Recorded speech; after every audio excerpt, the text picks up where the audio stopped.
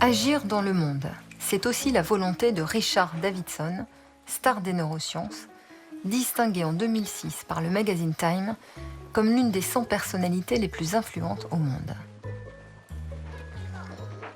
Mais pour changer le monde, encore faut-il que chacun d'entre nous développe des qualités comme la générosité ou la bienveillance. Est-ce envisageable?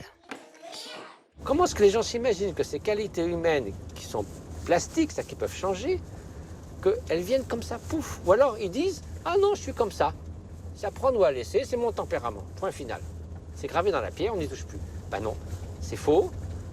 La 2500 ans de tradition contemplative vous montrent que c'est faux. On peut changer, n'importe qui. On part d'un certain point de départ, on arrive à un autre. C'est pas tous le même. On part pas du même endroit, on n'arrive pas au même endroit. Mais il y a tout un voyage. L'équipe de Richard Davidson propose un tel voyage à de jeunes enfants. Un programme scientifique a été lancé dans une école maternelle, juste à côté du laboratoire. L'entraînement mental des adultes a été adapté en activités basées sur la respiration, mais aussi la coopération ou l'expression de la gratitude.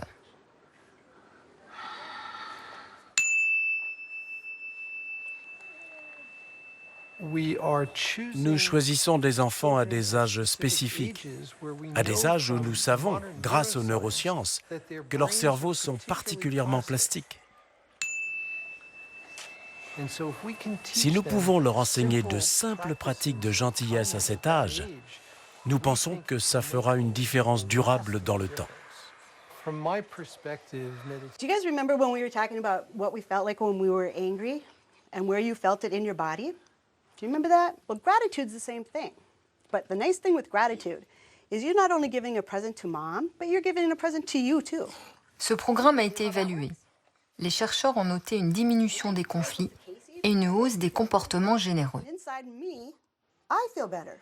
I am grateful that my mom loves I am alive. And you're alive. I'm grateful for Bunny Rabbits living on this earth. Good job. En début d'expérience, lors d'un test avec des autocollants, les enfants ne partageaient qu'avec leur meilleur ami. Staying alive on the planet. Au bout de 12 semaines, il n'y avait plus de différence entre l'ami préféré et celui qu'ils aimaient le moins. Le cercle s'était élargi. In my stomach.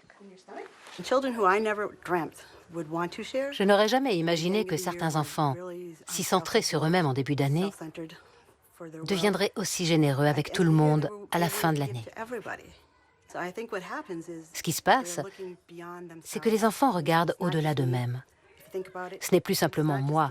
Ce n'est plus moi qui vais à l'école puis qui rentre à la maison. C'est je vais à l'école, je vais voir ma famille à l'école. Je vais voir ma famille à l'école du centre. Ça les aide à voir plus grand, à s'ouvrir au monde et à se sentir plus connectés. Je suis certaine qu'ils utiliseront régulièrement ce langage en grandissant.